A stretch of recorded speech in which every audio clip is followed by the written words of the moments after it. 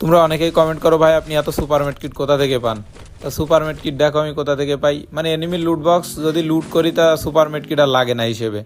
মানে তুমি যদি টোকেন কালেক্ট না করে শেষ বেলায় শুধু এনিমিদের লুট বক্স লুট করো, তাও তুমি যথেষ্ট পরিমাণে সুপার মেড কিট পেয়ে যাবা একদম ভালোভাবে। ম্যাচের অবশেষে যে দেখবা তোমার দ্বারা 15 থেকে 20টা সুপার মেড কিট হয়ে গেছে শুধু এনিমিদের লুট বক্স লুট করেই। আর জোনটা আমি ফেভার পাইনি, জোনটা ওই পাশে গেছে, এখন আমার ওইদিকে যাওয়া লাগবে মস্টার নিয়ে। একদিক তো উপকারী হয়েছে মস্টারটা যখন প্রথম দিকে পেলাম ওই সময়টাই। আর এই প্লেয়ারটা মেরে দিয়েছে, এই পাশে আছে তাহলে ওই প্লেয়ারটা।